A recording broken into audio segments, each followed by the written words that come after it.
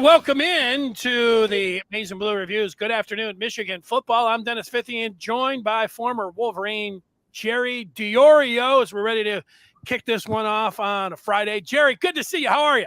Great, Denny. Great to be a Michigan Wolverine. Excited. Eve of a huge game.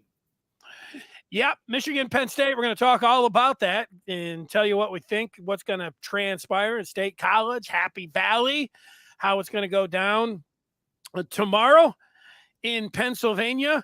Also, Jerry, we have seen it now for a couple weeks. He brings film in, points some things out, what's going on down in the trenches, down in the field, anywhere out there. So we're looking forward to seeing the coach's film review. But we'll start with the latest, and that is something that has been going on, and it's spilled into today, this morning. Obviously, everybody knows if they've been paying any attention that the possibility of still a suspension for Jim Harbaugh. And as we sit here right now, Jerry, the team is on the bus en route to their plane to fly into State College. So that's where we sit, and yet there's reports that there could still be a suspension here, less than 24 hours to go until kickoff. Pretty wild. I mean, just, where are you at? How do you feel about this? The way I've always felt, Denny. It's a rush judgment. If every time somebody complains or accuses somebody, we're going to rush to judgment and ruin people's lives, we're in a problem area. This is a rush to judgment. It's sad. It's sad. We got a coach at Ohio State, third base, very little Michigan tie. He could be single-handedly destroying the Big Ten because, let's face it, Denny, if we pick up and leave, I don't see a future for the Big Ten. I think a lot of those teams that have come into the Big Ten might consider leaving because the money's gone. The big money is gone. This is a witch hunt. And in my opinion, I think this is well beyond what they were thinking. I don't think they were ever thinking it was going to be a suspension, but they wanted Michigan not to focus. I think it's going to backfire because I think Michigan is fuming at the mouth right now, ready to take on everybody. Yeah, don't like the idea, if it's true, that they're trying to get Michigan, and making them uncomfortable during a game week. That's one of the issues and why whatever you were looking at for any team, that you wait to the offseason, because things like this transpire during the week. If I try to pull back and just take a look at what's going on here, that's why you don't do something like this during the season. Just you see how the lawyers are getting involved and how the leaks in the media and how it does look like, the TV rights for ESPN and what they're putting out there and what they're feeding versus Fox, and then the different people. It makes it all jumbled up and people, joining the sides when it comes down to that. And you just look at the statements there, like just this week. I mean, and here we are. And it still feels like all of this could be on the table, Jerry, where you've got, an indefinite suspension, a 2-game suspension, a 3-game suspension. Well, just a fine and a public reprimand. Then there's nothing. I mean, all of this at different times. And then you had Michigan coming back with a 10-page response, towards the Big Ten. We don't really know, what the meaning of sportsmanship is when it comes down to that. So all of that is at play. That's why in the history of college football and watching it, why nobody has dealt with something where, you've got a game coming up on Saturday, now less than 24 hours, and we're still talking about all this legal wrangling. It's absurd. It's preposterous that we're sitting here and discussing this when Michigan's supposed to be playing a game. The Michigan is playing a game tomorrow, supposed to be. I think you hit the nail on the head, Denny. When they're coming after us for sportsmanship and doing this and trying to deter our focus, that's the epitome of unsportsmanship. And to be honest with you, I think he should be fired immediately. The way he's handled this, He has been run by the mob, who really have no evidence of anything. We still don't know what we're being charged with. And all the things that have come out in the last couple weeks, what we did is pale in comparison to what Rutgers, Ohio State, and Purdue are allegedly accused of. Yeah, you mentioned him. It's the Big Ten Commissioner Tony Petitti Yes. that you're talking Yes. about. You think that should be removed? I think he should be removed immediately. This week has been a disaster, in my opinion. You have taken your authority and put a person and a team on the edge, not knowing what to do all week long. You are trying to manipulate the game. You should be gone.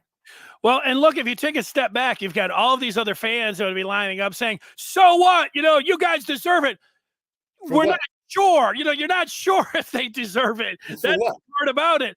That's right. Like, for what? Michigan doesn't know what they're charged with. Like, this feels to me like, Michigan before, I mean, they've got a speeding ticket and now they've got, like a jaywalking and everybody else is like, you guys should be in jail. Like, wait a second. No, we don't know that Michigan should be in jail, but that's naturally what rivals and other teams are going to do. They like to see big teams burn down. But, your point, I think you've hit it here. If we're talking about a sportsmanship clause, and that's what Petitti apparently can invoke, getting a 2-game suspension, a commissioner who doesn't really have his ducks in a row, and we've seen this, go back and forth. How is it at all a sportsmanship move from the commissioner who wants fair play out there, who's got this going on? In while we want the due process and everything, at some point, not 24 hours before, they should have said, yes, we're moving this on to next week. He should have made an announcement like, all right, we've got it here. But it feels like these guys both posturing on both sides. We'll do this, we'll do that. And this is more about lawyers and firing back and forth, things across the bow than anything that's really going on. Where it should be. Where it should be. You're talking about safety here, okay? When people, I always used to tell my kids, you get hurt for 2 reasons.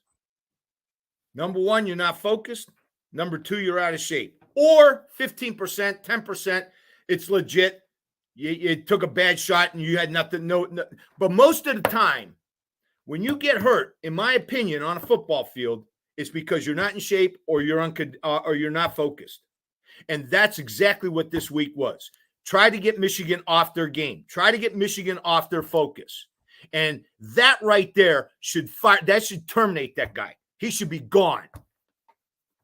We are going to talk about the Michigan and Penn State. So, we got some questions coming in. We're handling a little bit of this. We'll take some feedback.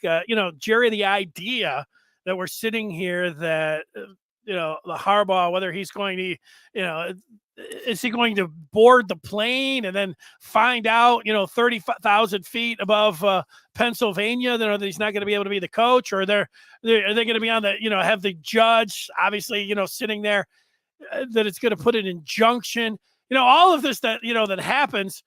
What makes sense to me, somebody said like to get an 11th hour suspension right now, that you'd almost assuredly get an injunction because of the timing of this. So, it almost feels like Tony Petitti, he would know, like he knew this before, that there would be a likely injunction that Harbaugh would be able to coach tomorrow. And so he might have put the suspension out there to appease the other conference presidents or ADs or the presidents. And then, but he knows that Michigan will be able to, put the injunction out there and at least get 2 weeks. So, Michigan would have their coach for Penn State, Maryland, but the Ohio State game, what's going to happen there? The whole thing as this is rolling through, it's like, you feel like there could be some, some conclusion to this, but it's not. And Gary is saying, look, the damage is done when it comes to Michigan. If there would ever be, you say, hey, how are they going to handle a distraction? What about this distraction? This feels like it's the ultimate distraction. Hey, you guys could have your coach. You might not have your coach. And certainly Michigan has had to prepare Jim Harbaugh at least has had to prepare to say, okay, Jesse Minter might be up, and you got to be ready for that. And I don't know if they've already told the team that, hey, this is a contingency plan, but, that's taking away from any, focus that would be on anything else, with this team thinking about making a contingency plan if something comes down and you don't get the injunction or whatever else. That's the kind of mess that we're sitting in, as we sit here a couple minutes past 2:00 on a Friday. Yeah, I think it could backfire. I think Michigan is the kind of team. I mean, you think about some of the personnel we have on this team. An offensive line that has been voted twice best offensive line in the country, with 2 veterans on it, on that line from those teams. And actually, Barnhart was on the team last year at offensive line, on that offensive line. So, I mean, you've got a lot of experienced young men out on that football team. Corum, Edwards, JJ, the defense. These are professional players when you look at it. When you look at Michigan's lineup, what do we got? 20, 22, 23, looking at the draft this year, or in the next couple years. I mean, this is a tremendously talented football team. And the last thing I want to do as a coach or anybody else that wants this team to lose is to piss them off. And I think that's where Michigan's at right now. I think, the focus, I'm worried about it. I pray to God that they haven't been distracted too much. But God, they're going to be fired up coming out of that tunnel. They're going to be ready to take that stadium over. All right, let's take some feedback here. We could sit here until 5:00 reading feedback and talking about whether, Tony Batiti and, everything, the Warriors and everything else. But so we'll handle a few here, and then we'll talk about the game. Let's go to David, who says, notice that Ohio State people are saying Michigan shouldn't be allowed to finish their season. That tells you what this is about. And he is saying that they are scared. What about the Ohio State angle, Jerry? Do you feel you have any thoughts on that? Yeah, I think the Ohio State people that are calling for this are tremendously scared, and they're probably not true Ohio football fans. Nobody wants to see this. Nobody wants to win this way. There's going to be an asterisk. This is not good, okay? And I'm going to tell you something. If this comes out status quo, mezza, and we beat third base in Ann Arbor, I think he's going to be in a serious amount of trouble. I think he had 1 year left. I think he had one more to go. But if this comes out bad for Ohio State, I think he could be gone this year. All right, how about Gary's point here that it could be time to leave the Big Ten or Batini is fired? They need to demand this. If they continue with this, I imagine their attorneys will argue to get out of the TV and Big Ten contracts and then it cuts off there. All right, Jerry, this is something that seems wild, but does it feel wild to you if you have fans talking about leaving the Big Ten conference and leaving to go to the ACC or I say Big 12. I say Big 12 because it's logistically closer. Denny, I'm looking at this whole thing, and the personnel that seems to be out in front of it is coming from the East Coast. You got third base, who is at Boston College, who got the job at Ohio State for one reason, because he coached with Brown and had an idea how to beat him. Okay? You got Schiano and Rutgers. Let me tell you something, Big Ten. Be careful, because the tail might be wagging the dog here pretty soon. We might start pushing our strength around. This leadership, this mob seems like it's coming from the East Coast, which has no tradition with the Big Ten. None. You got people that have been in the Big Ten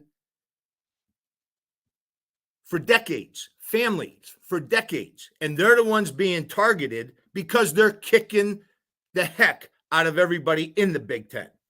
And I'm just wondering why all this East Coast stuff coming in. I don't like that. I don't like the personnel coming from the East Coast.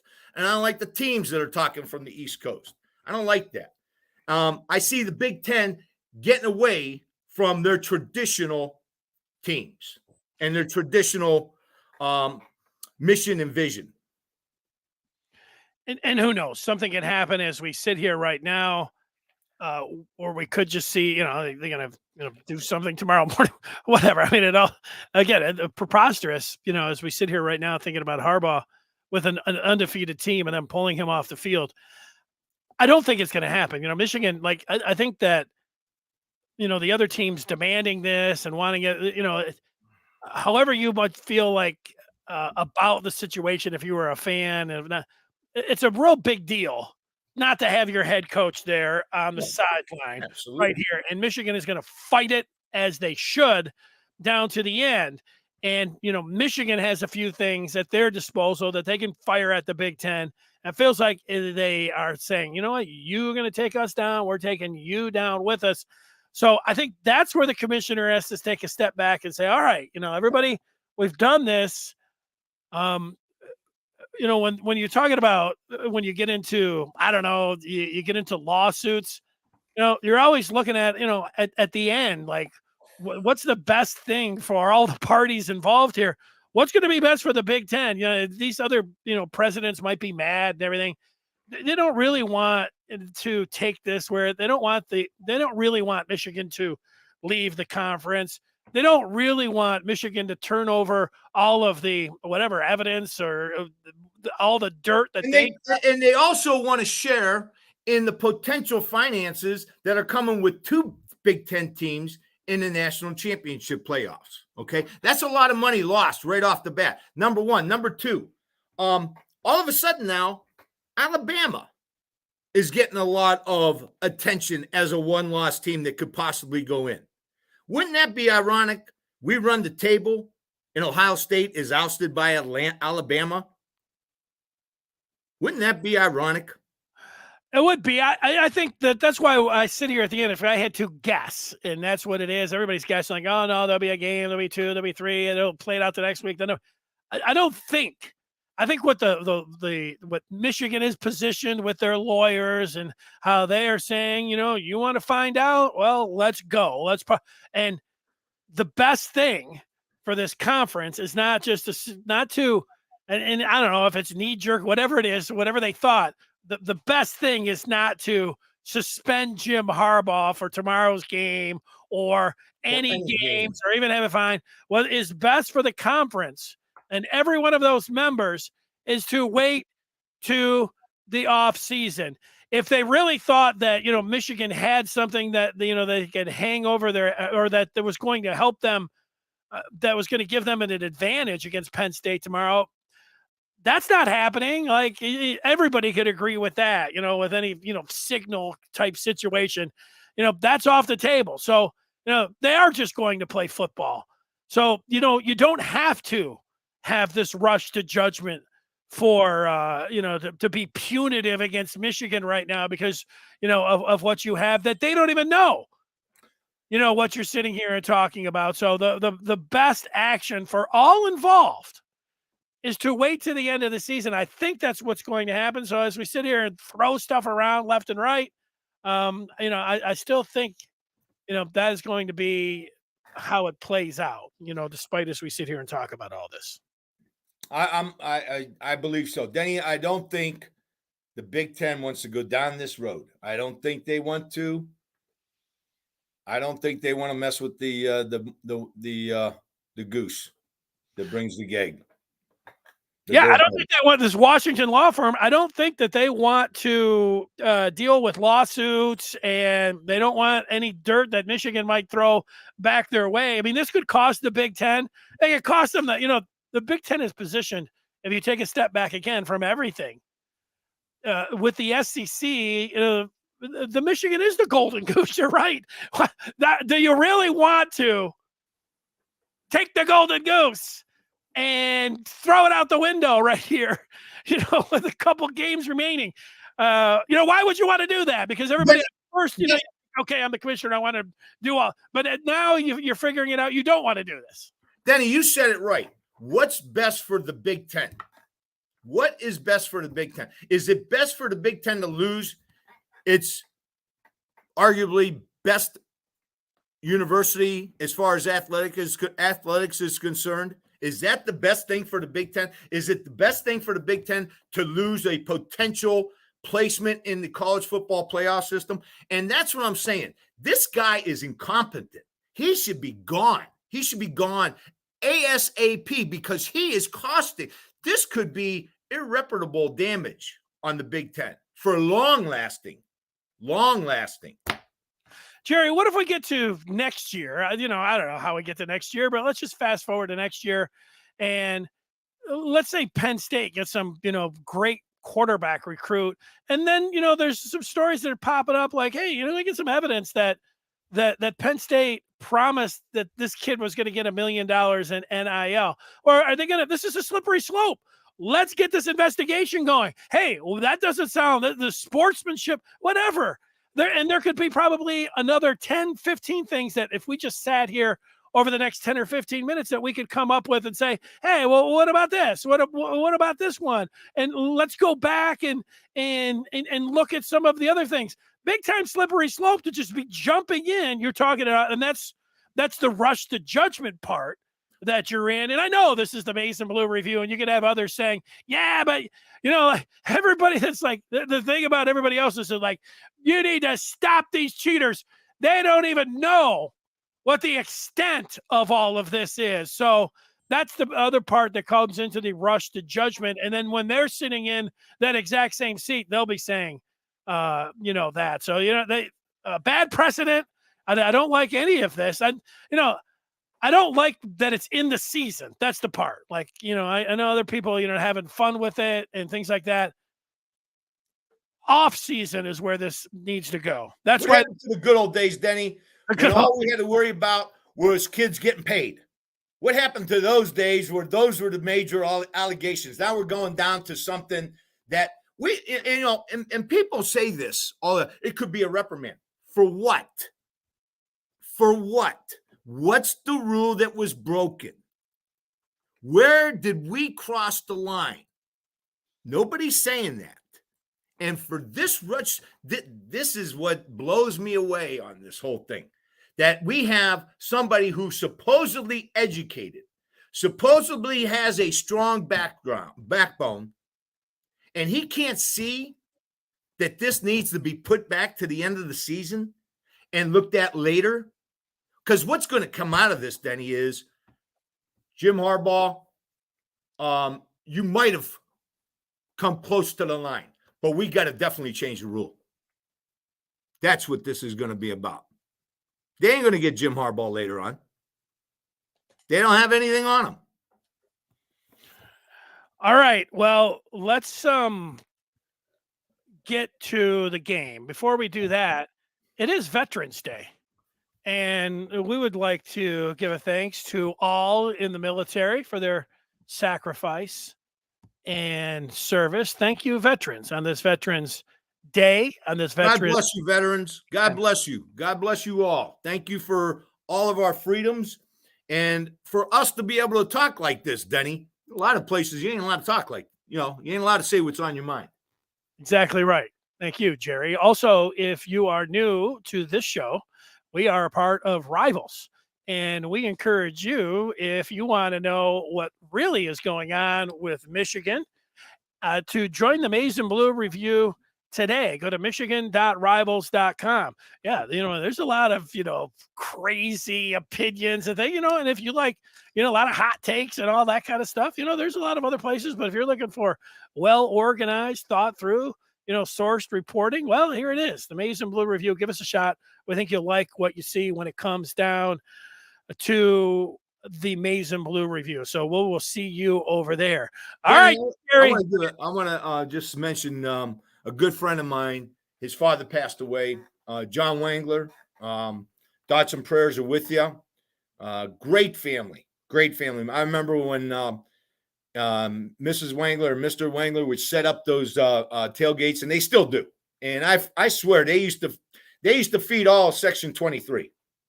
It seemed like everybody was there, and just great people. And I just wanted to send out my thoughts and prayers to Johnny and his family. And God bless you. Go Blue. I will echo those all to the Wangler family. Our condolences and thoughts are with you. Thank you for that, Jerry. All right. So we turn our attention to this game tomorrow, a little bit after noon, the kickoff. Michigan is a 4.5-point favorite. What are some of the things that jump out to you? I got a lot of questions, but I just, throw it over there to you. Here's the football. Michigan, Penn State. What are you thinking? I think Penn State's a very good football team. They're very capable. They got a couple of really good running backs. I think their pass defense is not at the top echelon. I think they're in the middle, 6th or 7th, something like that, in the conference. And I thought Maryland. I thought some other teams passed on Penn State pretty regularly too. Defense is sound. Good up front people. Good linebackers, good run stopping defensive backs. So they're Penn State.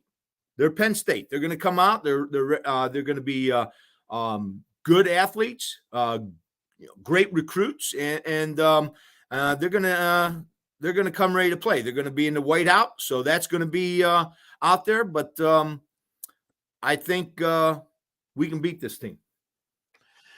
Yeah, for me, looking at Penn State, somebody put on the feedback earlier this week, and they said this is probably going to be a low-scoring game, two good defenses, but the difference is going to be J.J. McCarthy.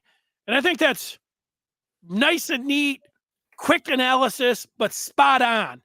Drew Aller, really highly rated quarterback in there for Penn State. Saw a little bit of him last year at the Big House. He wasn't the starter, but he got in. The game wasn't going well. But I've watched him a few times this year. Now, he had a good game last week, but he doesn't look like he's really got it together when it comes to throwing the ball down the field. Maybe we'll be able to after this season and after some more experience, but Michigan has got the decided advantage. And I know the quarterback goes against the other defense, vice versa. But if we're just matching up these quarterbacks, Michigan, it's a huge check mark and an advantage for J.J. McCarthy, who, didn't have his best game last week. But if we take the season in its totality, is a star quarterback where Aller is just finding his way. Yeah, Aller, I think, is he's missed some deep opportunities. They've got some pretty good receivers as well, but I think he's missed them on deep routes. I think JJ puts that thought process whenever we play anybody. I don't think there's a quarterback in the nation that is as good as J.J. McCarthy right now. As far as his mobility, his accuracy, efficiency, he's just been on top of his game all year long. His mechanics are sound. Even this week, you remember, Denny, last week I said, I think they're going to be a little rusty coming out, and I'm going to go over that a little bit.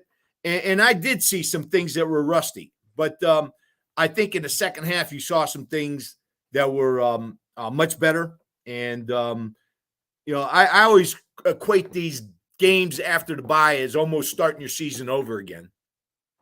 You got your first game. This is where your most improvement's going to be. And that's what I think I'm going to show you all in the film, that, we made some mistakes in this Purdue game that are not characteristic of what we've been doing all year.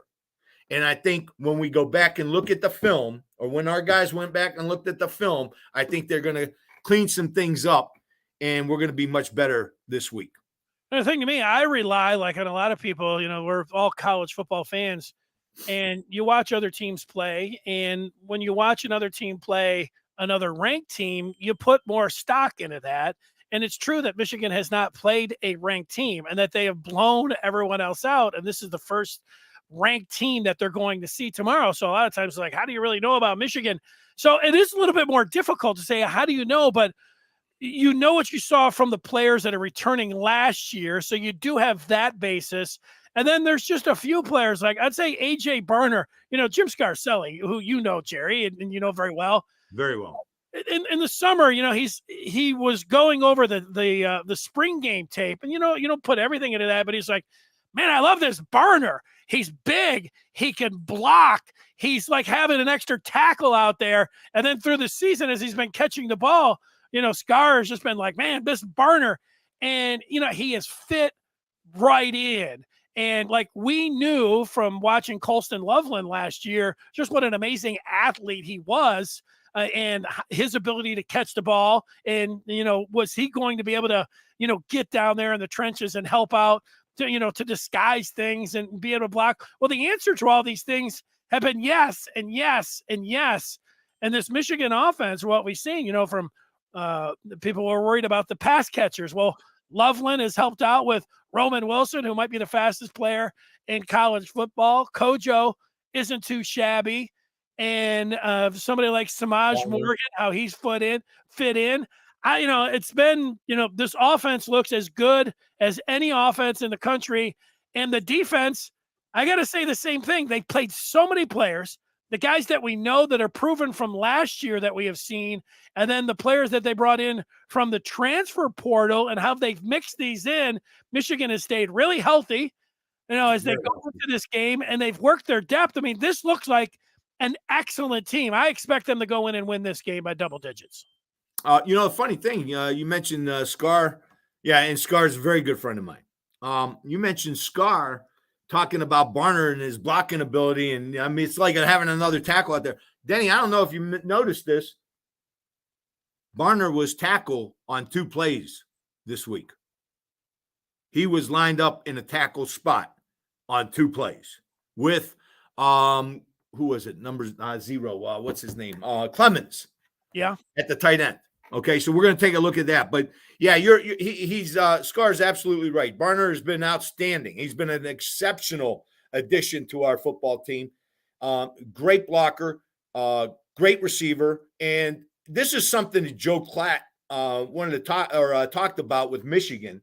With all the BS going around, he's like, why don't we look and see what Michigan is doing? And when you look at what Michigan, and he had a nice little 6-minute clip that showed we are moving people around with motion, like Scar said.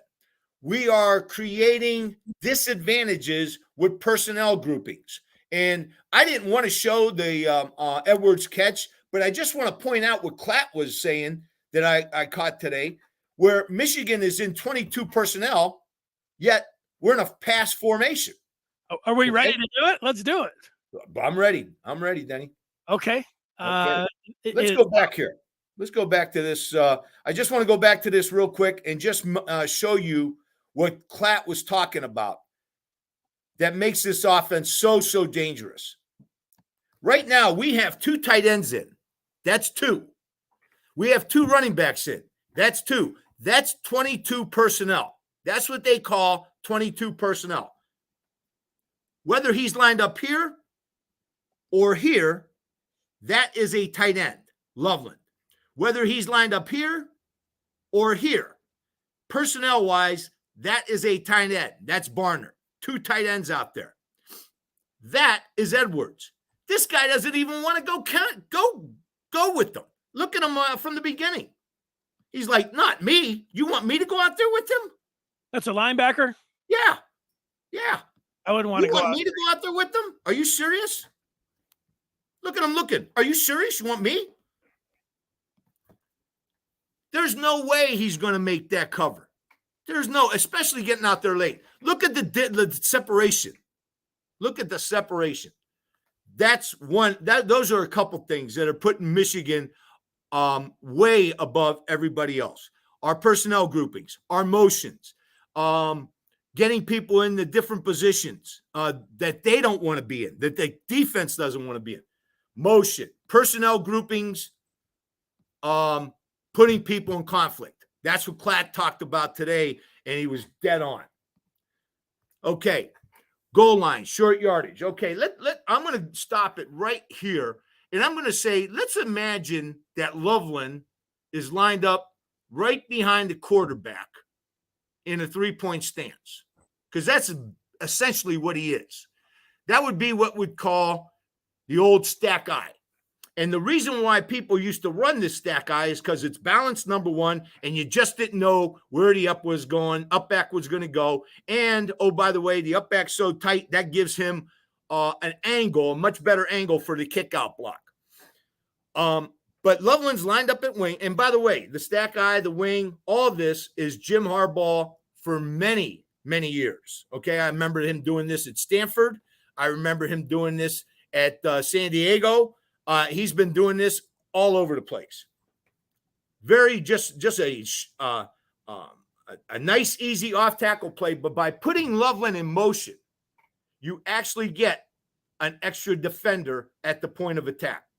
Okay, this offense, we can use this anytime. Goal line, short yardage, anytime. Watch the movement we get. All the linemen blocking down. We try to get a kick out. The problem with Loveland is he goes too wide. And I remember I played with the Detroit Lions for a few games, and I was tight end, and we were playing Green Bay. This is a tough block that Loveland is making. What he's got to do is he's got to settle his feet down about right here. So he's in this position. You're going to see him log. But even with the missed block by Loveland, I'm going to call it a missed block, but it really isn't. Even by the missed block of Loveland, we get in because we got so many people at the point of attack. Watch the movement. Watch all the bodies going at the point of attack. I think that's where Loveland should be, right here. And I think that's where Corum wants to run. But look at all the bodies. We got Bredesen. We got Zenner going in. There's just a massive amount of bodies going in there, and they really don't know what we're doing. Boom.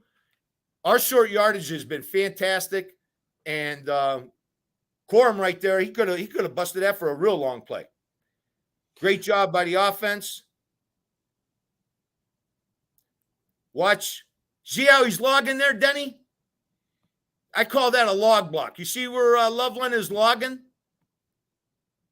He's getting on the outside. He's supposed to be on the inside kicking out. But even so, with all those bodies,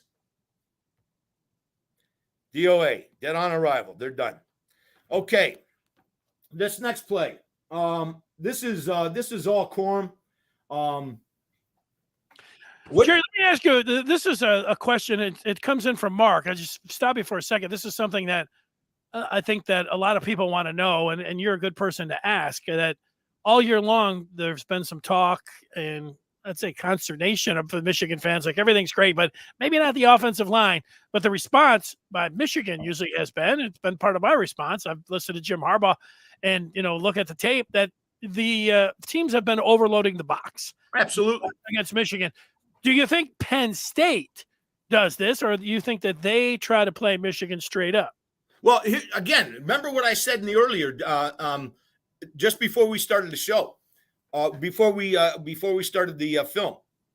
Penn State is not the best team on the pass, against the pass. To load up the box, you're inviting J.J. McCarthy, Roman Wilson, Johnson, Cornelius Johnson, Loveland, and Barner to run down the field. I don't know if I want to do that if I'm Penn State. Those are big chunk plays. And you hit the nail on the head, Denny. People are loading the box. We got to stop Michigan's run. At the end of the day, we got a quarterback that can exploit that on many, many different levels, on his scrambling ability, on his efficiency, on his arm strength, on his techniques, on his mechanics. Guy is good. And I don't know if I think Penn State is going to bend and not break. They're going to bend and try not to break in the end. They're going to try to make us score inside the 20 touchdowns. And I think that's what they're getting. If they crowd the box, I don't think their DBs are going to stand up our guys. I don't think that's going to happen. How about this question from Thomas? And he's asking about Corum. Still good, but has lost a step in quickness. What do you make of that question? I don't know. I saw him just run for a touchdown on one play, and we're going to see him run for another touchdown here, and then we're going to see him run later, and I think it's the fourth quarter, break 2 tackles on the 4-yard line and score there. So is Corum a step slower? I don't think so. I think he's just doing fine. Again, my whole thing is, like you said, Denny, they're loading the box. They're trying to stop our run. And that's, when you got more people than we can block, then you got a chance. You got a chance. But you're taking a lot of people have been taking that chance, Denny. What are we averaging? Over 40 points a game. I don't think that formula is working real well. I hear you too on that. And, there was a next-gen stat early this season where they were taking the top-end speed for Blake Corum, and he was as fast as he was last year. He was as fast in the top 5 of any NFL back. So the speed is there. He talked about the cutting ability. And so, I think if Corum was a 100 out of a 100, could he be a 97 or 98? I don't know. Is that losing? I think when you say losing a step, you'd say like, wow, he's like an 80 or something, or even that. If he has, it's not a whole lot. And, and I think that he could be getting better each and every week. And it wouldn't surprise me that over these next 3 games, and maybe even tomorrow, that he comes out and, has one of those put Michigan on his back type game. So that's remember, we're talking about the 4th leading rusher in the Big Ten who only plays about 2.5 quarters a game. That's another good point. Okay. So with all that said, you know what surprised me, Denny? Somebody told me Loveland runs a 4.44 40. That wouldn't surprise me. That is unbelievable in my opinion. 6'5", 6'6", 240, 245. He's running a 4.44 40. What have they been feeding the moms here? How are they breeding these kids like that? Anyways, 6'5", 245. He's listed at in the program. So that's unbelievable. He's that fast at that size. That's pretty good. That's pretty special. Okay, Denny, this is just an inside zone play. What I want to point out is this right here. Nugent to center, and Zenner. They are working this inside zone. Remember how I've been trying to explain how we're working that inside zone. We're caving everything down so we have running lanes somewhere. That ball can hit anywhere, but somewhere we're going to get a running lane. I want you to take a look at Zenner passing off the defensive tackle, Zenner climbing up on the linebacker, and watch what Nugent does to this tackle. This is great faith and trust from Zenner that Nugent's going to pick it up, and Nugent makes him pay. The other thing I want to point out is over here. You've got Scoten, number 5 for Purdue. What Corum sees at that point in time is there's no way he's going to make the play on the dive. He's too far removed. I don't care if he's playing the dive. He's too far removed. He's got a tackle out here and a wing tight end coming down. He's too far removed. So what Corum's going to do is he's going to come right down the middle, and he's going to immediately start bending it back into the backside actually, and score. And this is just a great run by Corum. Right over top. Watch Nugent's pancake right here. Watch this. Boom. Oh, I saw him go down. That's a Big Ten defensive tackle right there. Picture. That is outstanding. That is outstanding. That's strength. Maybe that's why we're winning. Anybody ever think about that? Maybe that's why we're winning. We get great movement. We get great movement from our guard tackle, and Barner does his normal thing, gets on a linebacker, stays on him, engages. And again, one thing I've been always trying to harp on, what offensive people want to do is engage, stay engaged, keep your feet moving. Once the defensive player reaches, that's when pancakes happen. This Nugent pancake isn't nothing like this. This is just brute strength. Boom, touchdown. Great play. Great play. Good analysis. Okay. All right. Now, when I mentioned rust, I was going to call Scar during the game because I saw us come out so strong. First 2 drives, touchdown, interception. We're ready to go for the third touchdown. I'm thinking we might be out of this game at halftime. But rust can happen at a lot of different times and for a lot of different reasons. And I think we lost some focus here because of us being up. And again, this is something between game 1 and game 2. I think you get improved. Again, I keep going back and saying game 1 and game 2. I know we're in the middle of the season, but that's the only thing I can equate it to.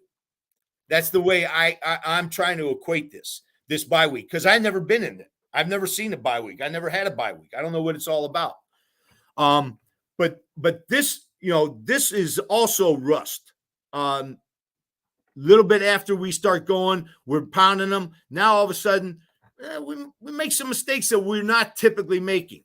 First things first, I think right here we got leverage. And I think JJ knows that Wilson's going to be out in this corner. I think the rust shows by him not taking the chance and throwing it out there. I know we're sitting at 3rd and 10, which we're in there a lot, and we've been completing, and we're number 1 team in the Big Ten as far as conversions on third down, and our third down conversions have been long pretty good, pretty much. But I'm just wondering why he didn't throw it out there and let Wilson go get the ball, because I think he could have he had leverage on this corner, and I think JJ could have hit him. The other thing we're going to look at is JJ's foot mechanics, because remember what we talked about when he played Nebraska, and the throw he made rolling to his left, kind of across his. I equated that with Aaron Rodgers against Dallas a long time ago. Okay, this throw doesn't look like his mechanics. Now I will say this: the more I looked at this, he might have been feeling the pressure from the other side, from this guy right here. All right. So, the heck is going on? What's going on, Denny? It looks like it's coming around. There it is. Okay, right there. Wilson's even. Remember the old saying, Denny? If I'm even, I'm leaving. Throw me the ball. Is that the old saying? I didn't know that one. If I'm even, I'm leaving. Throw me the ball. Get it to me. Okay, let Wilson go get it. I think he's a little bit unsure of himself at that point, and I don't think there's any reason for him to be unsure of himself. Okay, right there. Let's go back here. Do you remember his foot mechanics? Now, you're going to see later on in the game where his feet are much better.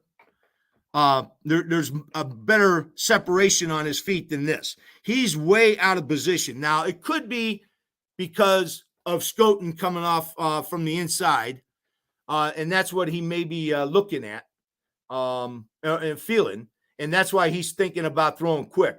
But this is not what I saw against Nebraska. What we saw against Nebraska, him gathering his feet, and what I talked about, taking the extra step and following through. I think if he takes the extra step, it gives Loveland an opportunity to get across a little bit better. And I think we got a chance to hit that ball.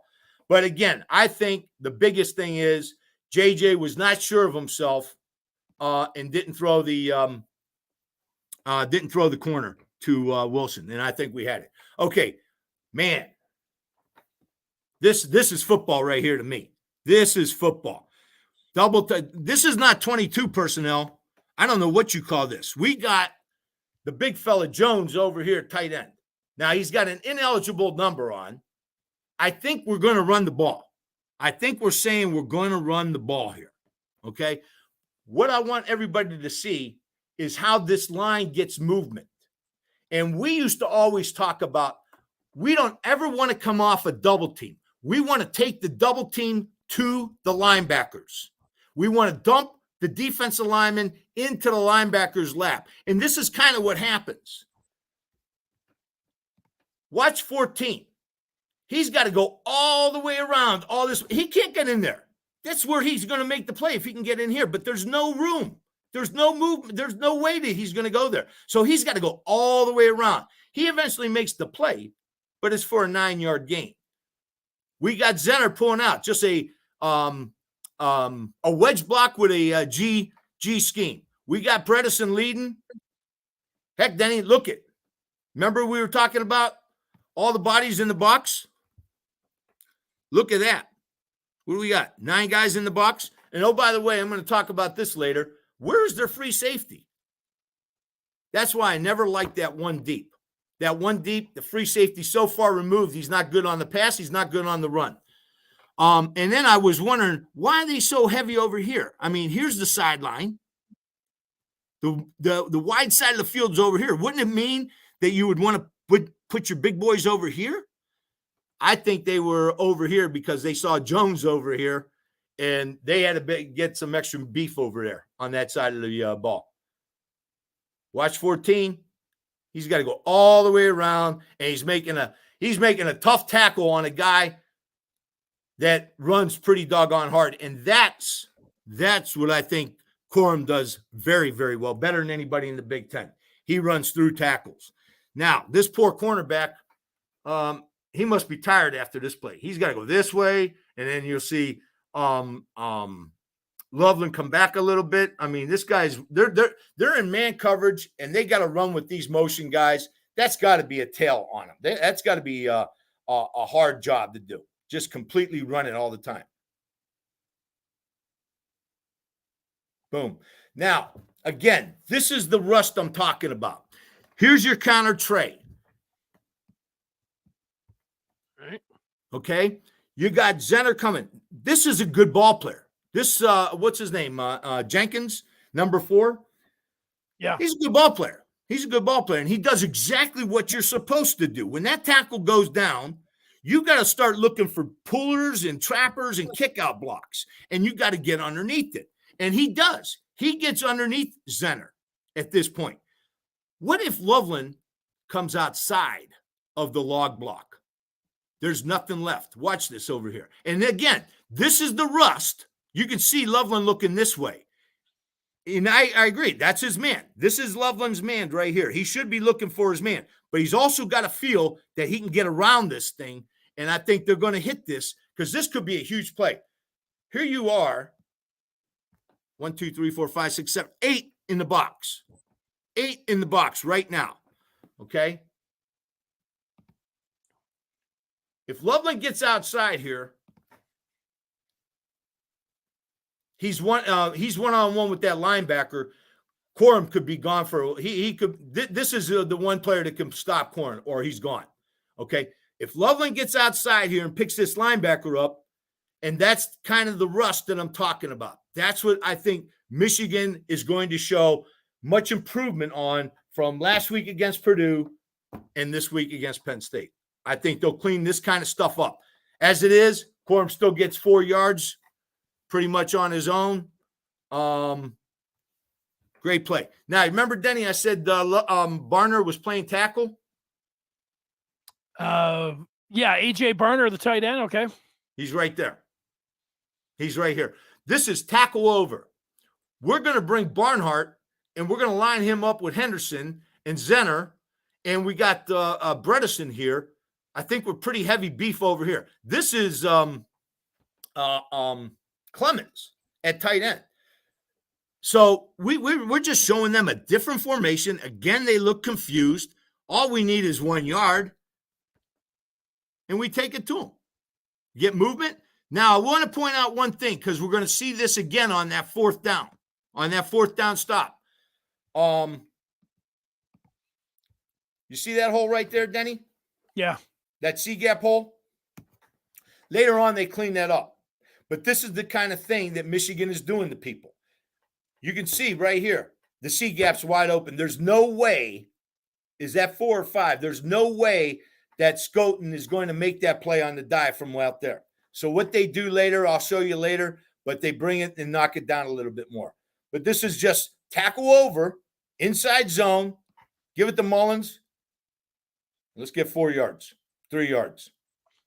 Good offensive play. But again, here's your personnel groupings. Here's your different formations. Purdue's confused. We get a first down. Something just that simple. That's good stuff. That's good coaching.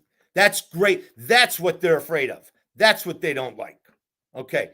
This is what I was talking about, Denny. This is their one deep. I remember when we played Penn State a few years ago, and we were in one deep, and I didn't even see our safety in the picture. And Barkley, Shaquan Barkley, was actually playing quarterback, running a read, a power read, and he broke through, and he's one-on-one with the free safety. Way too much room for that free safety to play. I don't like that one deep coverage, that man under one deep coverage, because of that right now. Now, here's the other example of JJ being a little rusty. We never see JJ throwing the ball inside on an out pattern, and that's what he does here. That's something he's not going to do later on. We're also going to see him miss Roman Wilson one-on-one with leverage over the middle. This could have been a huge play. Again, this is the kind of thing that they looked at Sunday and they corrected. I think Roman Wilson is wide open. Look at that, wide open right over the middle. That's a much easier throw than that sideline throw. And I just don't think he saw that man on him come off. But then he throws to, is that Barner? He throws it behind him. That's not typical of JJ. That's not characteristic of JJ. He's going to make that throw down the stretch. I think so too. Okay? And that's what I was talking about, the rust. You just got off, 7 games in a row, and you just kicked the snot out of everybody, and then we have a bye. You're going to have some rust. You're going to have some things not go well. We're talking about Russ putting 41 points on the board. That's pretty good rust. Yeah, I like everything on the field. I feel pretty good about where Michigan's at. It's just well, that's why they don't want us on the field. That's exact. Now, this is what I'm talking about, Denny. Same formation, same play. We're sitting at 4th and 1. Only this time they have Scoten and Jenkins pressuring that C gap, and they come hard. Okay. And, Barnhart's got to do better. He's got to be better here. Okay. Clemens got to do better. We got to get inside that. That's all well and good. Fine. Fantastic. Okay. But what if we pulled this guy out and arced him like a true read, and JJ pulled it? There's nothing left. But that's how they stopped it. They saw the formation. They made a nice adjustment. That's good. They did a nice job on that. They made a nice adjustment. They've got their guys in the C gap, and they're crashing hard. Okay. But again, they are vulnerable. This isn't because we're not a good offensive line. This is because JJ didn't pull it, probably because he was told not to pull it. But if Brenison arcs and JJ pulls it, that could be a long play. As it is, let's look at Clemens and Barnhart. I hate doing this, guys, but this is what happens right here.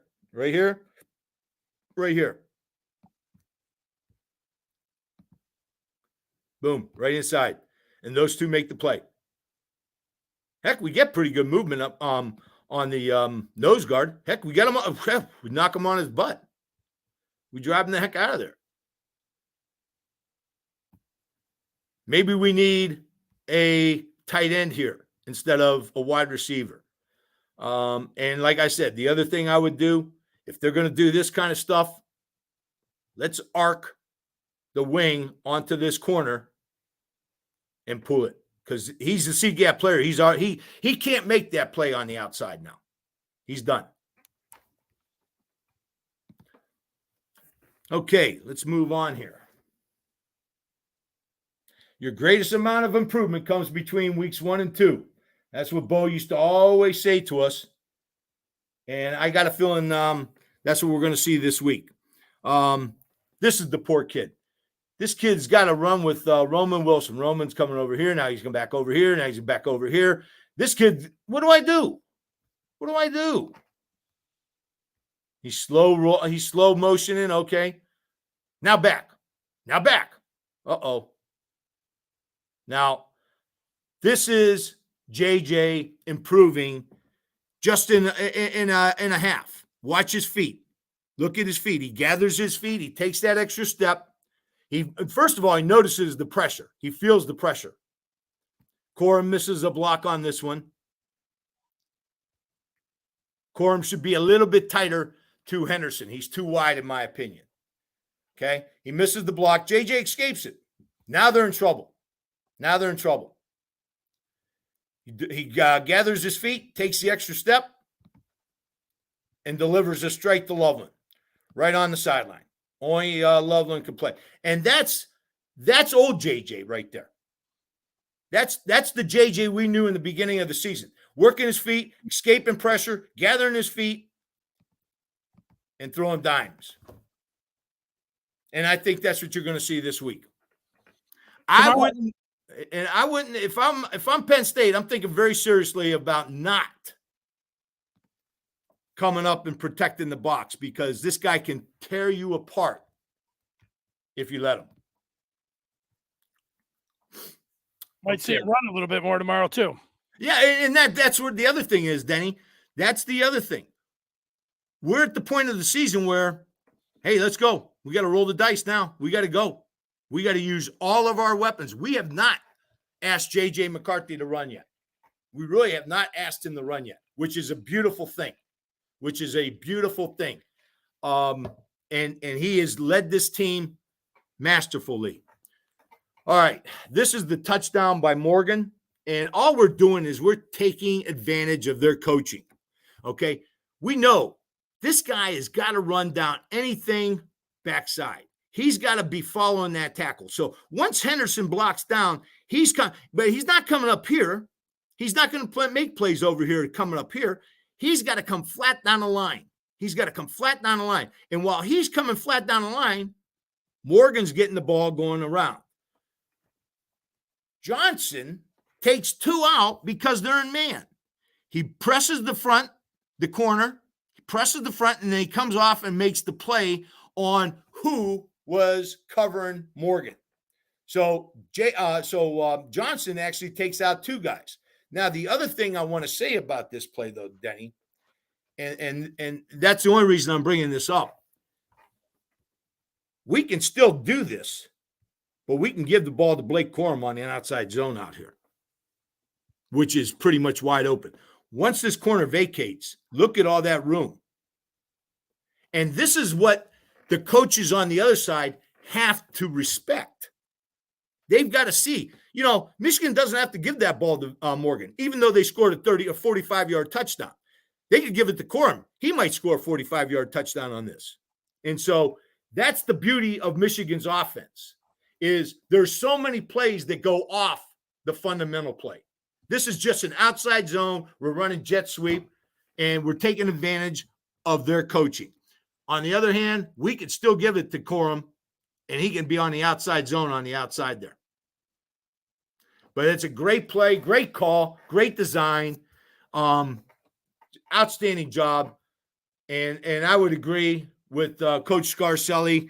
Yeah, I think it was the coaches that made that play go. That's a heck of a job by the coaches, taking advantage of their coaches, taking advantage of their coaching. Okay. Yep. Watch him. Comes flat down the line. He's got to make that outside zone. He's got to be on that play on that outside zone. And if he isn't, we can run outside zone all day long.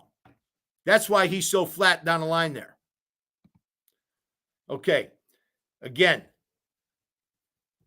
Blake Corum. We talked about Blake Corum maybe losing a step, and I understand.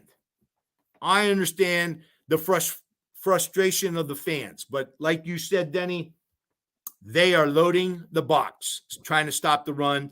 It hasn't been a very good, effective strategy because we're putting 40 points on everybody in the Big Ten.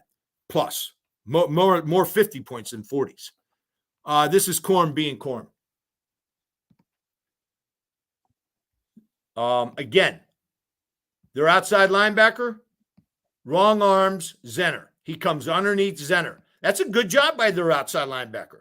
We get good movement, no question. Okay, that's just Corum. That's just Corum running through people. I mean, how big is Corum, Denny? 5'9", 5'10", 220? I'll see what he's listed at. That's a big, strong man right there that's running through people. And, those are the things that are putting Michigan above everybody else. We got great, great players. And it's sad that our great, great players are being handcuffed by this stupid allegation and stupid rule. All right. 5'8" to 213 he's listed at. 5'8", 213. That's not an easy guy to tackle. I don't think that's a very easy guy to tackle. All right. So Donovan Edwards getting busy, getting it done. I've heard a lot of criticism on Donovan Edwards. We need this young man. We need this young man. And I'm going to tell you something. In my opinion, he's probably going through a little bit of a junior slump. There's a lot of players that have gone through junior slumps. They're coming off a great sophomore year. They come into their junior year, and it's not as fluid as it was. But you know what?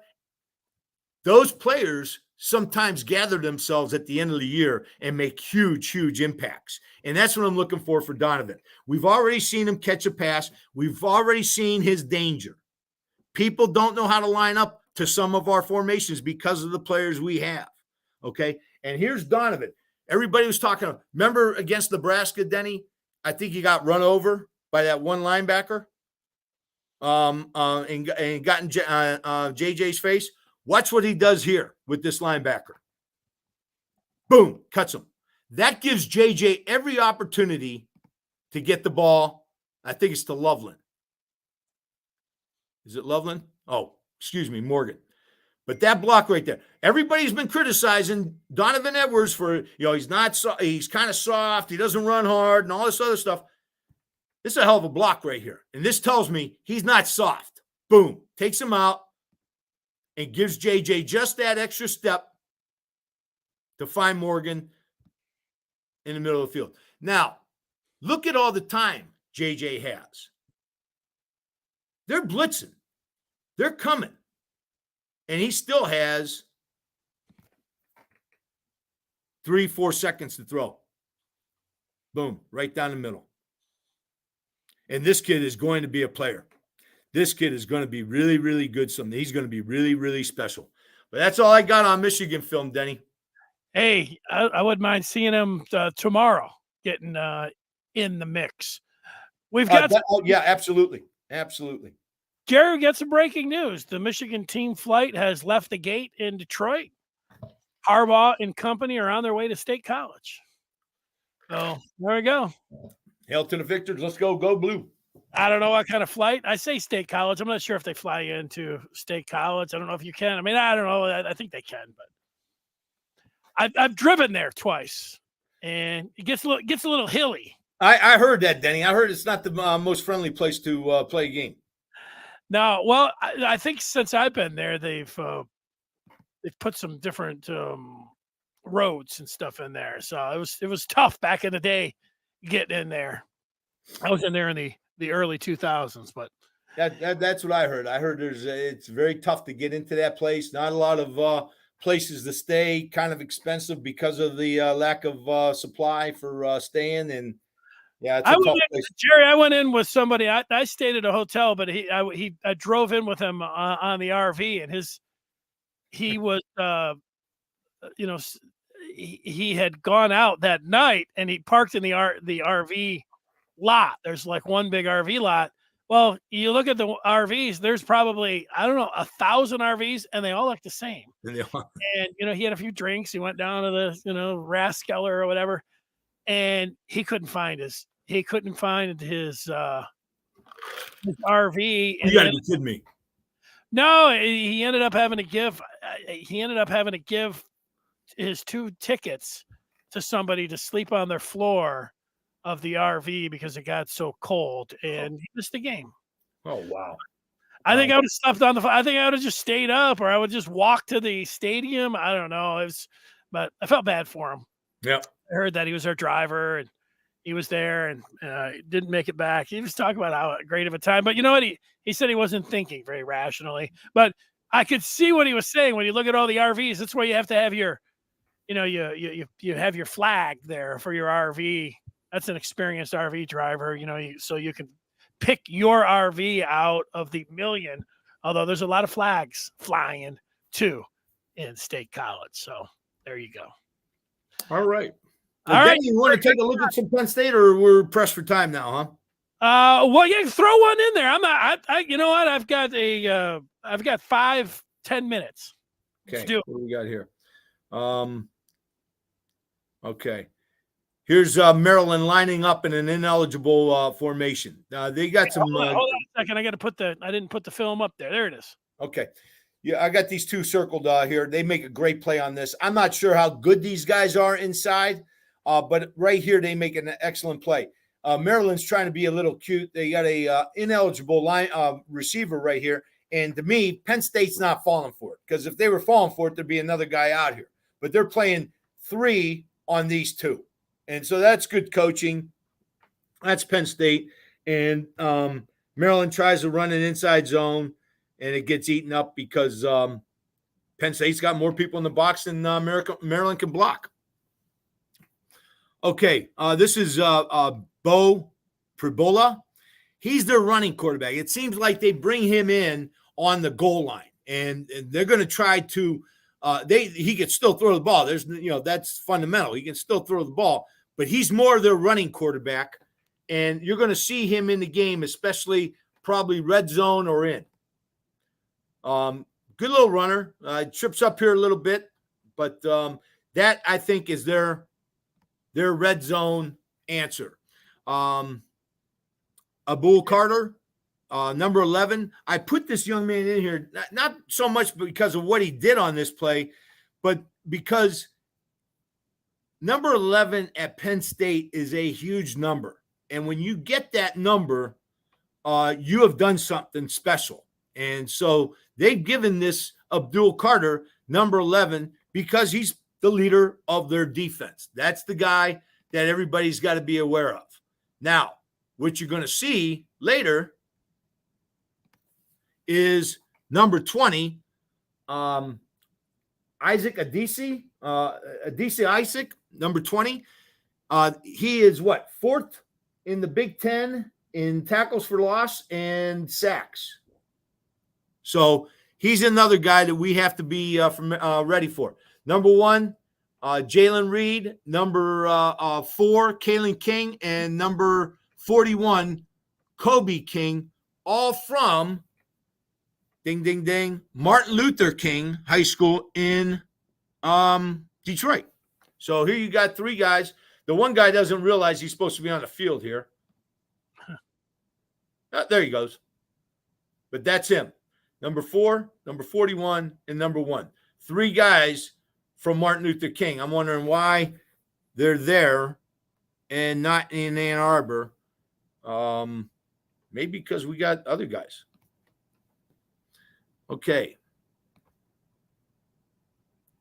This is Drew Aller to number 1, Keandre Lambert Smith. That's their go-to guy. That's their big-time receiver. Caton Allen, number 13, is their running back. He's 6th in the Big Ten. So here's Allen, and I believe this is Smith. Maybe this is it. This might be Smith. I'm not sure. Hold on. Let me double check. I think it is on the top of the they like to go to Smith. They want to get him the ball as much as possible. They'll give him the ball on running plays. They'll give him the ball on short screens behind the line. But they want to get the ball to Lambert Smith. That's their go-to guy. That's their big chunk player. All right. Okay. Tyler Warren, number 44, big tight end. Very good ball player. He gets open well. He's caught a lot of touchdown passes and good blocker. And so very, very capable tight end. He makes a great move there. gets open over the middle, and Drew Aller hits him. All right. Cephas, number 3. I think he's a fifth-year senior. Another very talented weapon. Comes across. Good, strong player. Good, strong player.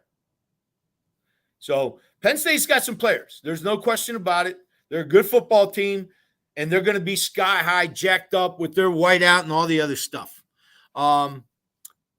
Here's Aller trying to hit Lambert Smith. And I think this is why they want to try to get Aller the ball as much as possible short, because I don't think Aller can hit the long one consistently. Agreed. I mean, he's wide open. He's open. Yeah, JJ hits that. He played his best game. Aller played his best game of his career last week against Maryland, but he the week before against Indiana, he did hit one to Lambert Smith, the guy you were talking about, with under 2 minutes to go in a tie game of the fourth quarter with the Hoosiers. But the majority of that game, it's like he couldn't throw the ball over 15 yards. And it's been the thing, like for the majority of the time, 80% of the time this year, 90% of the time this year, you watch him, he can't throw the ball downfield. I mean, it's tough for him to do it. So I don't think it's just going to click in where he's going to start. And it's not like he's just missing the guys by a little bit. He doesn't even want to throw it down there because he can't. Well, it's a big game. He's going to be nervous. He's going to make mistakes. Remember again, Denny, this game was 24-17 in the fourth quarter. Right. Maryland gave it up late by turnovers and everything else. So this game wasn't a blowout like everybody thought it was. This is Adisa Isaac, number 20. He's leading the team in sacks. I think he might be one of the top sacks in the conference. But when you look at the stats, Denny, this is the guy that stands out. Tackles for loss, sacks, turnovers. He's in there. So this is the guy we got to look at right here. Make sure he's blocked. Number 20, Adisa Isaac. He's holding it up, 4th sack of the year. So we got to be good on that one. And let me see. Penalties. This team is penalized. I mean, they're 9th in the conference in penalties, and they made some critical mistakes in this game with penalties. So that's still on the table as well. But that's all I got, Denny. I would also say that Chop Robinson, who has been trending towards last year, picked in the first 10 picks, certainly the first round of the NFL draft, he is trending to play. He started practicing yesterday. He wears 44. So yeah, exactly. I was going to mention him, but I didn't see him on it. In fact, they didn't. When you look at the Big Ten stats, they don't have it as Chop. They got it as something. His real name, his first name, obviously. I didn't know. It goes by Chop, but he got hurt in that Ohio State game. And so he's been out a while, but he is expected trending. I don't know. They haven't said it officially, but I think that I would expect to see him. Absolutely. We'll see their best. Yeah, he's a hell of a player. All right, I'm picking Michigan 27-17. What do you think? Hell to the victors. Yep. I think all right. There you go. Thanks, Jerry. We'll talk with you next